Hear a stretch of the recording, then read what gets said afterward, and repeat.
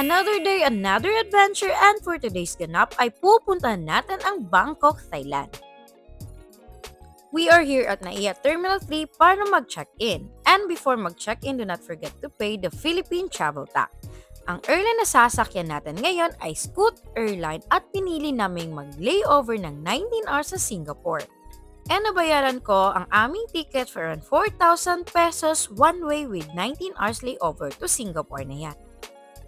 Mabilis at smooth lang ang process dito sa Scoot Airline and ang maganda ay may 10 kilograms na cabin allowance sila kaya hindi na kami nag-book ng baggage. 2 boarding pass din ang binigay sa amin since may layover nga kami sa Singapore. Yes, please do not forget to fill out e-travel departure QR code para smooth lang ang pagdaan nyo sa immigration. Yay! It's official. We are going to Bangkok. Andito na kami ngayon guys sa my boarding gate. Ayan. We just passed immigration. And eto na nga ay pupunta na tayo ng Bangkok. For the immigration process, ito pala yung mga requirements na hinanap ng officer sa akin. And ito naman yung mga questions niya sa akin. Smooth naman yung naging process ko sa immigration officer and ito na nga ay boarding na kami going to Singapore. And if you like to know about our Singapore layover, may detailed vlog ako dyan so check nyo sa aking mga video. And yes, 19 hours is enough para malibot ang Singapore and eto yung mga places na napuntahan namin. Sa airport na pala kami natulog and eto na nga ay flight na namin going to Bangkok, Thailand.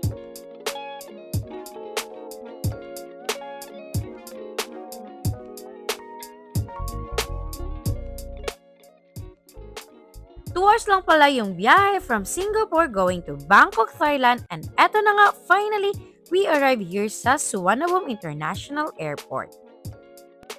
Okay, we just landed here in Suvarnabhumi Airport.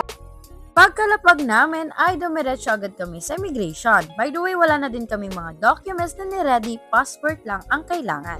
Pagkalabas namin sa arrival hall dito sa Suvarnabhumi Airport ay una namin ginawa ang i-claim ang aming SIM card na nabook sa Klook. So guys, yung Klook counter pala ay nasa 4th floor. After claiming our SIM card ay bumalik na naman kami sa baba para mag-withdraw ng pera gamit ang aming GCash card. Maganda talaga ang palitan ng GCash kaya I recommend na meron kayong GCash card. After withdrawing money ay pumunta na naman kami dito sa train station para sumakay ng train going to our hotel. Bumili lang kami dito ng aming ticket for around 40 baht or 69 pesos. And don't worry kasi sobrang dali lang sundan ang kanilang linya dito. From airport ay it takes around 7 stops bago makarating sa aming hotel which is located sa may Ratcha Prarop or around Pratunam area. Pagkarating namin sa Ratcha Prarop Station ay nilakad na lang namin ng around 5 minutes para makarating dito sa aming hotel na ang pangalan ay Aumana Hotel. Napaka-convenient kasi sobrang lapit lang ng train station and ng Pratunam Market sa aming hotel. And of course, i-room tour ko kayo sa aming room na nabook dito sa Aumana Hotel. First na napansin ng aking husband ay etong window namin na kitang-kita ang view ng morning market. Simple lang ang aming room, makikita mo agad itong aircon and napakalaking bed. So far, kumpleto naman ang mga gamit dito. Meron kaming sariling TV, mini ref, and heater. Malinis and malaki naman ang aming toilet and meron na din ditong mga toiletries. Aside sa presyo ay talagang gusto namin ang location ng aming hotel kasi sobrang lapit niya sa Pratunam Night Market and Morning Market. Hello everyone, it's me again and we are back to explore Pratunam area. It's currently 3 PM guys, nakatulog kami and nakarelax kaya energetic na naman tayo to explore Bangkok, Thailand. This is our official day 1 and tara at mag-shopping.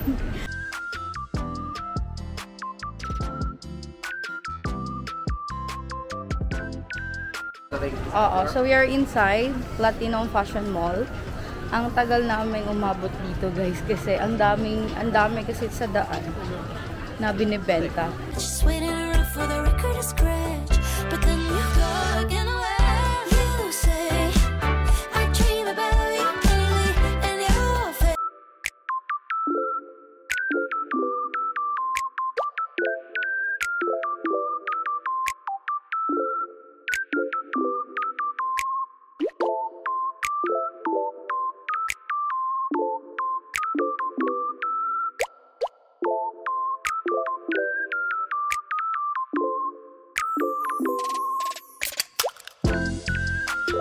lumabas na kami guys. And another mall siya na malapit lang din sa Platinum and sa aming hotel guys. So walang aircon, mas mura. Mas mura yung damit nila dito. Go live. Oh, 100 baht only. Ang ganda ng tela niya guys.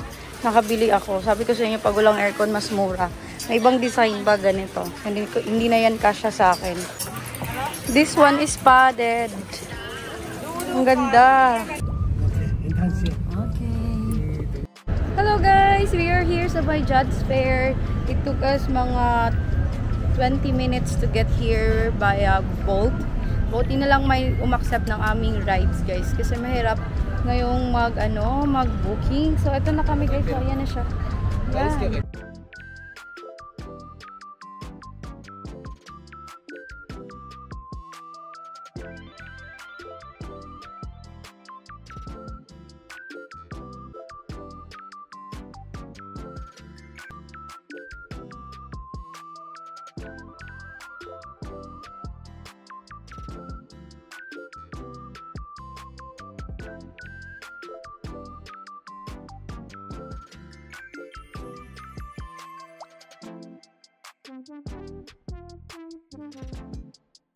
Ayan, marami na yung tao. Kasi kanina pagdating namin, kakaunti pa lang. Meron din silang sushi dito guys. Sushi!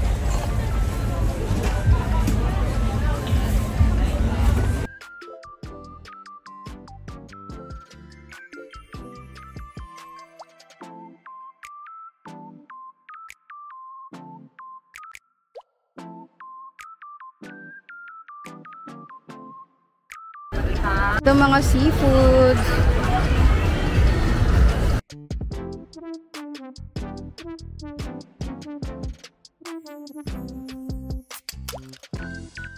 So guys, we are done here sa Judge Fair and all I can say, sulit guys. Grabe, nabusog kami dito. For the food choices, ang dami talaga dito. Magsasawa kayo, malilito kayo. And for the price, sulit na din yung price niya guys. So it's a must try and must visit place if you're here sa Bangkok. Include nyo din tong Judge Fair sa inyong itinerary. So we are here finally sa Pratunam area. Actually, kagagaling lang namin sa aming hotel. And now, let's explore this place kasi fully set up na ang night market here. Sa labas lang to ng aming hotel, guys.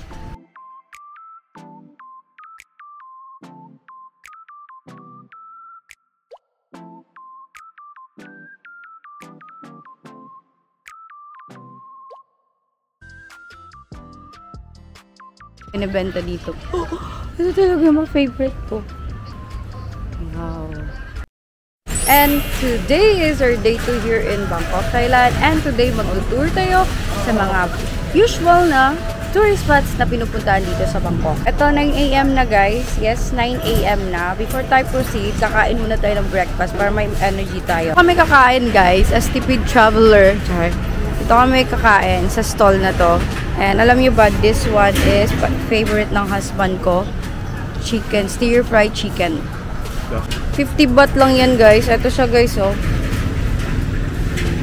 May chicken, pork, and fish. Chicken. Sarap guys. After eating, we decided na mag-book na lang ng ride sa Bolt. Pwede kayong mag-commute or sumakay ng train, pero on our case, we decided na mag-book na lang ng ride sa Bolt since malayo talaga ang Wat Arun from Pratunam. Ito pupunta namin dito sa Rung An Thai Costume. Ito yung Rung An Thai Costume. So, ito guys, marami naman. Kasi lang dito kami napadpad. Yes, marami namang Thai rental shop ang available sa labas lang ng Wat Arun. Pero dito sa Krung An ang napili namin. For only 150 baht, napaka-premium na ng service nila. Kasali na dito ang light makeup and hairstyle. Kasali na din dito ang mga accessories, payong, and even sandals pwedeng-pwede mong gamitin. So for satisfied naman ako sa service dito sa Krung An, kaya well, check nyo din ito if pupunta kayo ng Wat Arun. Sa Krung An na din pala kami nag-book ng photographer kasi plano talaga naming mag-photoshoot dito sa Wat Arun. And do take note na merong 200 baht na admission fee dito sa Wat. Nasa 2,000 baht pala ang bayad namin dito sa photoshoot. Kasali na dito ang 1-hour photoshoot session and also kasali na din dito ang soft copy ng mga litrato. For me, sulit naman ang pagkuha ng photoshoot session dito sa Wat Arun. Ang photographer na kasi ang bahala sa inyong pag-aral dito sa Wat Arun and of course, dadali nila kayo sa pinakamagandang spots dito sa temple.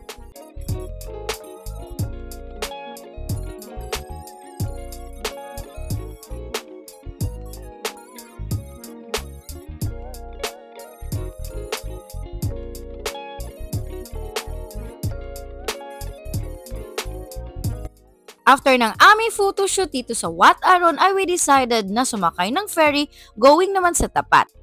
Sa tapat mo makikita ang Wat Pho and Grand Palace. 5 baht lang naman ang pamasahe at makakasakay ka na sa bangka. Saglit lang din yung biyahe, nasa 5 to 10 minutes lang at makakarating ka na sa tapat ng Wat Arun. Pagkalabas mo ng ferry ay makikita mo na agad ang etong mga senaryo and alam nyo bang nasa tapat lang din ang Wat Pho. Hindi mo na kami pupunta sa Wat Pho kasi plano talaga naming mag-cafe hopping. And isa sa mga nakita ko ay itong before sunset na merong magandang view ng Wat Arun. Aside sa view, napaka-cozy ng ambience ng cafe at meron ding restaurant sa taas. Makikita mo talaga ang napaka-relaxing and napakagandang view ng Wat Arun from here. So if you're coming sa Wat Arun, make sure na include nyo din ang pag-cafe hopping around Wat Arun.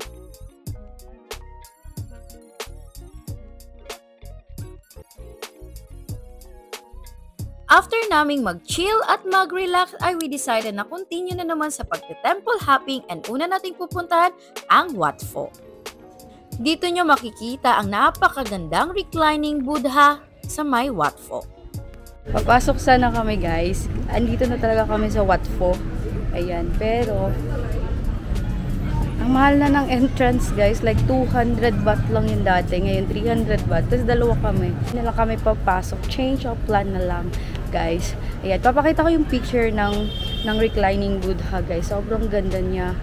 Sobrang amazing sa loob. Actually, sa itinerary naman today guys, ang dami niya nang mapupuntahan. Like yung Grand Palace, Wat Pho, Wat Arun. Ang dami niya nang madadaanan sa area na ito. So, eto na yung ferry crossing to Wat Arun and also going to other spot na sasakay ng bangka. So, for your information, this is number 8 Tat Tien Station ng Chao Phraya Boat. If nagugulan kayo, pwede nyo siyang isearch sa Google Map at ituturo niya kung saang station kayo sasakay at bababa. Madali lang din namang sundan at if nalilito kayo, pwede naman kayong magtanong. 16 baht lang yung pamasahe from Tat Tien Ferry going to Asiatic. Napakasulit at napakamura ng pamasahe, thinking na napakalayo ng Asiatic kasi dulong-dulo talaga siya. Along the way ay makikita nyo ang mga iconic na lunch spot tulad ng Icon Sham at iba pa. And i-share ko lang na pwede din kayong mag-hop on, hop off dito kasi meron ding tourist boat which you can avail din sa Klook. Na-try ko na siya nung pumunta kami dito last time kaya ngayon ay normal na ferry na lang ang sinasakyan namin.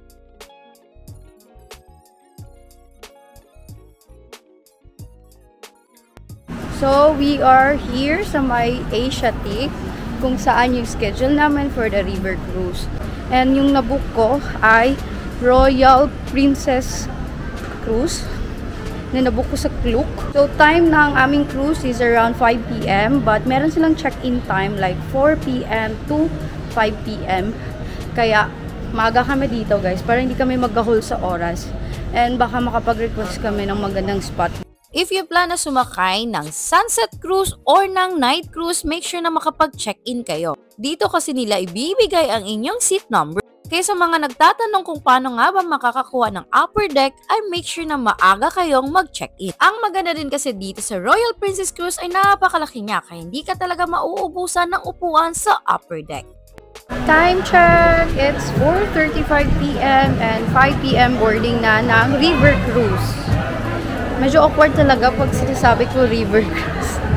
Parang si Raver Cruise, di ba? Pagkatapos mong mag-claim or mag-check-in, may sticker na ganito. Ayan, pupunta na tayo sa may boarding gate. Boarding gate. Yan, so dito yung Pier 1. Yan. Dito din kami pipila, pero first batch yan kasi 5:15 pa yung departure ng aming cruise.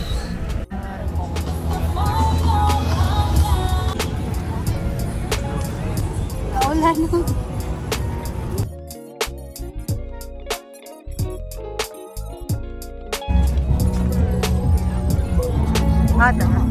Wow, nice. Thank you. So we are finally on board. Yan. So kami lang dalawa dito, guys, nakaupo. Dito kami nakaupo, guys, oh. Oh, and this is the view. Ang laki pala niya. And then, yan, nasa upper deck kami. Yes, gutom na kami. Included na din sa aming nabayaran etong mga pagkain dito sa Sunset Cruise. At bongga kasi international buffet style ang peg dito sa Royal Princess Cruise. For reference, eto pala yung menu ng pagkain dito sa Sunset Princess Cruise. Isa sa favorite talaga namin ng husband ko ay etong seafood nila. And of course, hindi din mawawala ang mga sweets, kaya bonggang-bongga dito sa Royal Princess Cruise. Nabook pala namin to sa Klook for around 1,272 pesos. And if plan nyo din mag-book, don't forget to use my Klook code DOCSAMIKLOOK for additional discount. Yan pala yung mga pagkain during our time, and grabe, magsasawa talaga kayo sa kaka-food trip dito sa Royal Princess Cruise. And ang maganda pa, meron silang pa-free beer during the cruise. While cruising naman ay meron ding performer na kumakanta habang nagko-cruise. Kaya aside sa sightseeing at food trip ay marerelax talaga kayo dito sa Royal Princess Cruise. First time kong itong i-try, kaya naman i-recommend ko sa inyo dahil nagustuhan talaga namin ang activity na to dito sa Bangkok, Thailand. Don't understand how it makes me feel when I hold your hand.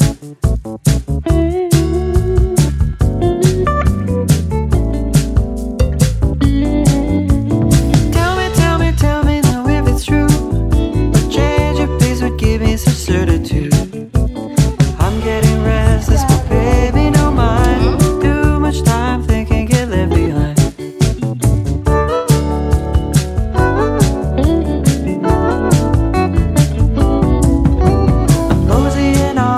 See you again. I will be back, but I do not know when. Hope to see you in Paris, New York, or the Bay. But getting your hopes up's a dangerous game.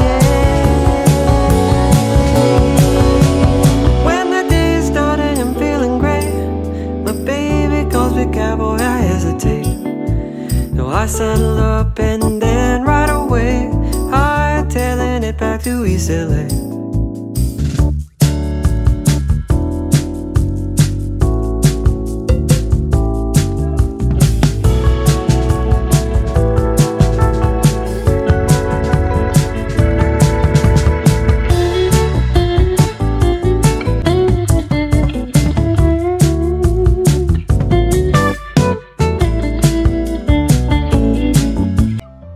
Another day, another adventure here in Bangkok, Thailand. For our day 3 ay pupunta natin ang isa sa favorite spot ko dito sa Bangkok, ang Ancient City. And from our hotel ay magko-commute tayo going to Ancient City. Dahil wala kaming transportation card ay bibili tayo dito ng ticket sa may kiosk.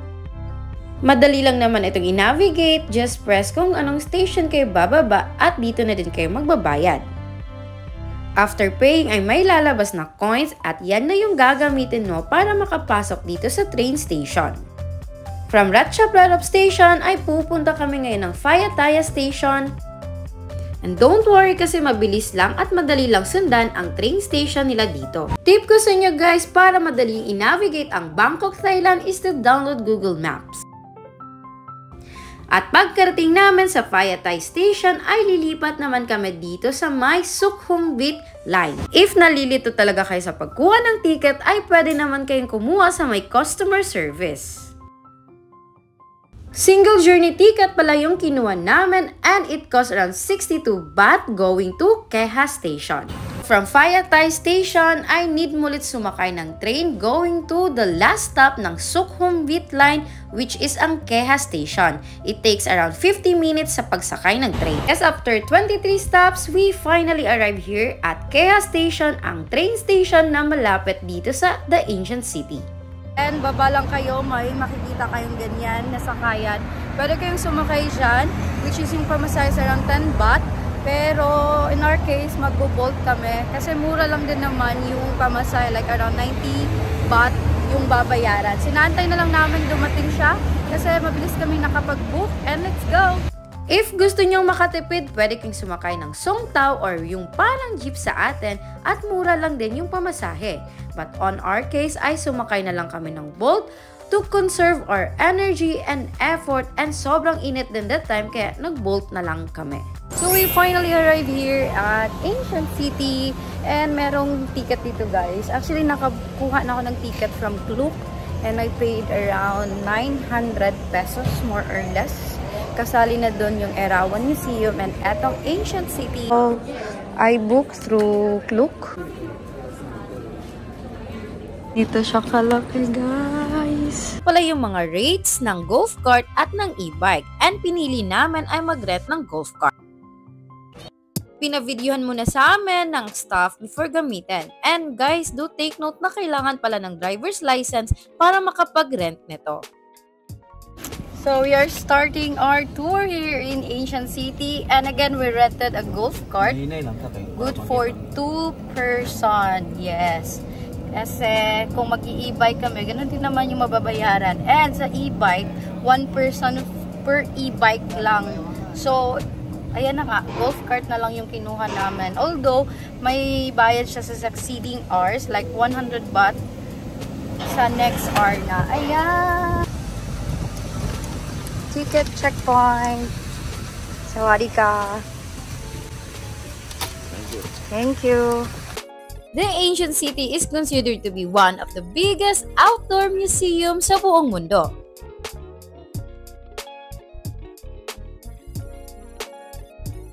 And dito nyo din makikita ang iba't ibang replika ng mga iconic tourist spots dito sa Thailand. Sa sobrang lawak niya ay kailangan mo talagang mag-rent ng e-bike, ng bike, or ng golf cart.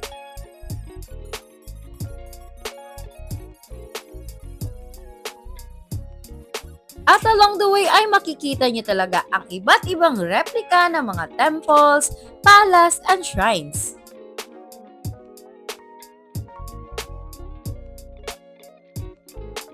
Sa ilang beses ko dito sa Thailand, first time ko palang makapunta dito sa Ancient City, and alam niyo bang sobrang na-amaze talaga ako sa ganda ng lugar. Meron din palang mga shopping area dito sa loob ng The Ancient City.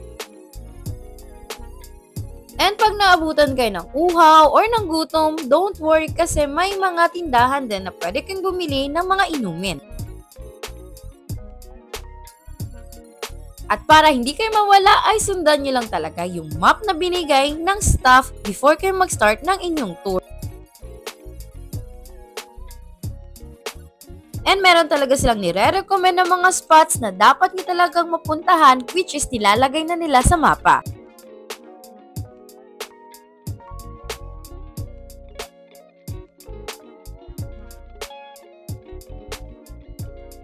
Number 110. Ito, siguraduhin niyo talaga tong 110.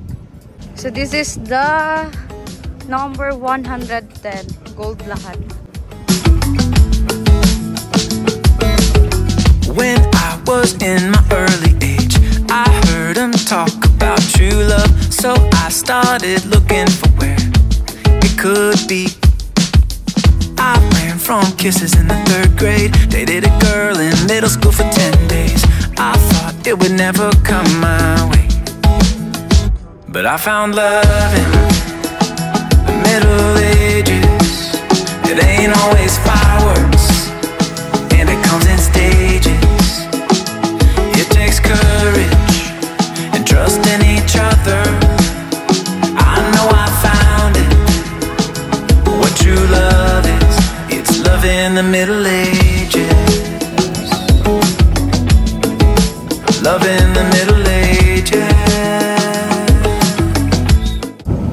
So by the way guys, if you plan to book sa Klook, may option naman na with buffet or without buffet. So yung kinuha namin ay without buffet. We're done here at Ancient Museum and now we are going to our next destination for today's gala. Pupunta tayo ng Erawan Museum.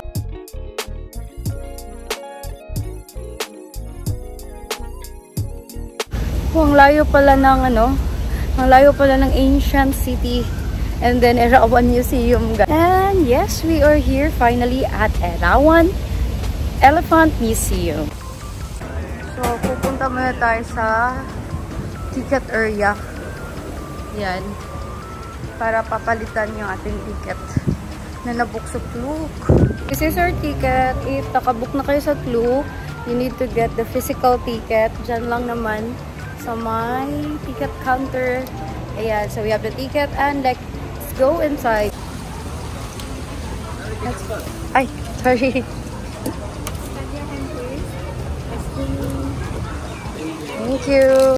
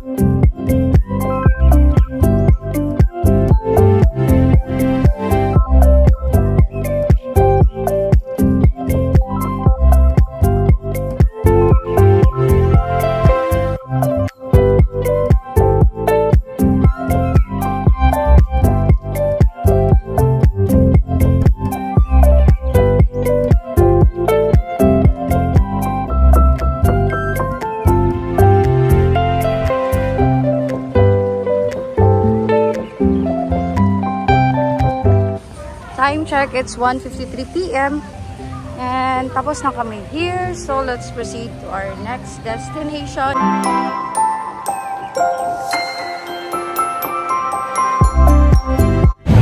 Grabe ang layo niya guys. So we are here at MBK Center. Alam mo bang sobrang dami talaga ng mga malls dito sa Bangkok, Thailand. And isa sa mga sikat at malalaking mall dito sa Bangkok ay etong MBK Center. MBK Center is an 8-story building na merong 2,000 shops and restaurants. Hindi rin naman kami nagtagal sa MBK Center at lumabas kami, pinuntahan namin itong area na to.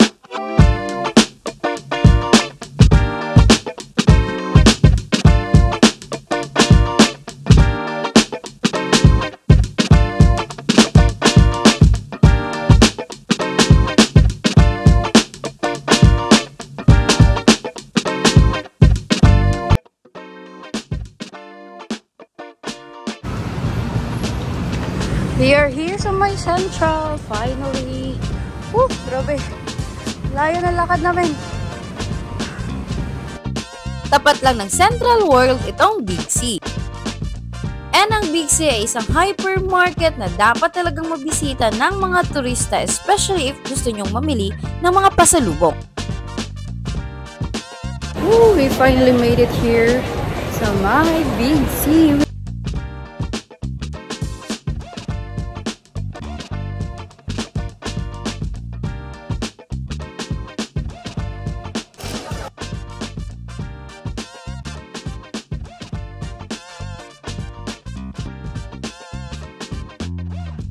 Change of plan guys, ang hirap mamili dito sa Big C. Ang daming tao. Grabe talagang daming tao.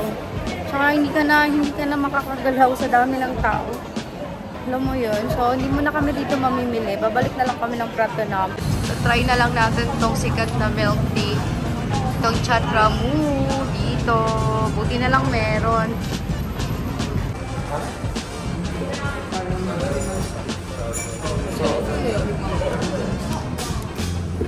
Thai tea.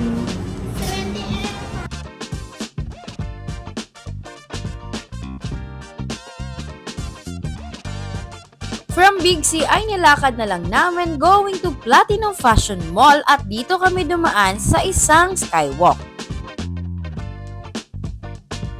Napaka-convenient talaga ng area nito kasi konektado na ang Big C at etong Platinum Fashion Mall. Kinagabihan ay we decided to try Thai massage dito sa Pradara. Eto lang pala yung rate nila and located lang din sila sa may Pratunam. Syempre, hindi talaga kompleto ang inyong Bangkok travels pag hindi kayo nag-try ng Thai massage. 1.5 hours pala yung kinuha naming Thai massage and all I can say, grabe din pala itong Thai massage, nakakapanibago kasi combination siya ng stretching and pressure. Thank you. Makikita niyo tong Pradara, tabi lang din ng 100 Thailand Baht Shop. After ng aming massage, ay we decided na kumain na lang din. And dito kami bumili ng aming kakainin. Nasa tabi lang to ng Pratunam Market and tingnan nyo naman yung presyo, napakamura. In order ko pala ay Pad Thai and yung sa husband ko naman ay Pad Kapraw. Talaga namang napakatipid namin sa pagkain kasi dito palang sold na talaga ang aming dinner. Good morning! 8:45 AM guys and lumabas kami ng maaga kasi mag-morning market kami. Yan. Ganda. Tapos yung quality maganda. Cute oh. At 170 wholesale. Yan. 3-piece, 140. Pero isa lang guys, 200. One thing na dapat nyong matry if you're here sa Pratunam ay ang morning market, which usually opens from 6 AM until 9 AM. Sobrang dami kasi na magagandang items at mga wholesale na mga products ang available dito. Yung chicken nila guys, masarap din. Oo, ang sarap. Tapos meron na din barbecue. Milk tea. Navy blue.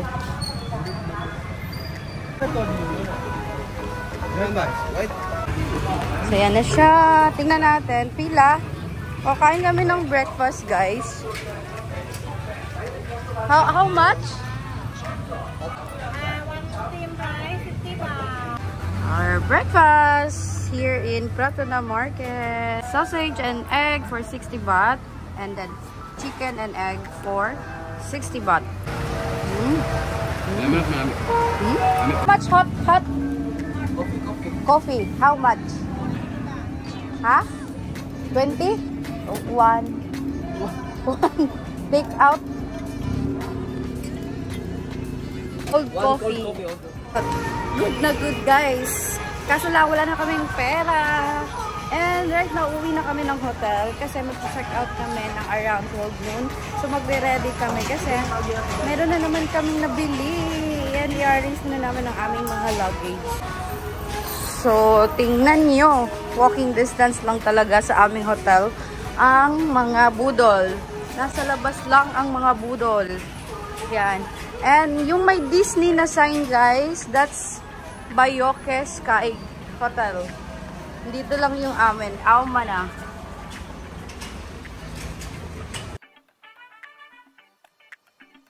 Erawan siya yung 100 baht. Erawan. Erawan. Erawan, Siam. 100. So this is our first time riding the tuk-tuk for this travel. Nahirapan kasi kami mag-book sa Grab at Bolt kaya we decided na mag-tuk-tuk na lang. So before kami nakasakay dito, syempre nakipaghagal muna ako para makatipid tayo. And kinompare ka lang yung price sa Bolt, kaya yun yung sinabi ko sa tuk-tuk driver. Kapun ka! From our hotel ay nagpahatid lang kami dito sa may Erawan Shrine. Malapit lang ito sa aming hotel kaya naman hindi mahirap puntahan ito. Pagkarating namin sa Erawan Shrine ay bumili kami dito ng offerings. Ito pala yung napili naming offering which cost around 60 baht. So, nakabili na kami ng offerings. This one is 60 baht. Tapos, dyan sa gitna yung shrine ng Four-Face Pagoda. So, paano nga ba daw? According to my research, guys, after mong bumili dito, kasi iba't ibang face, may corresponding siya na meaning. Like, sa front, yung career, right, left, at back, meron siyang meaning. Ang Erawan Shrine ay dinarayo talaga ng mga locals at turista kasi kilala ang shrine na ito na nagre-grant ng mga wishes and luck kaya ang dami talagang pumupunta dito sa Erawan Shrine.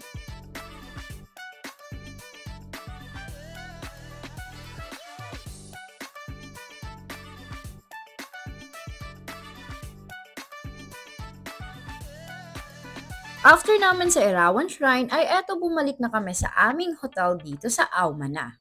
Nag-book pala kami ng airport transfer going to Don Muang Airport since para hindi na kami maghahol at mahirapang mag-book sa Bolt.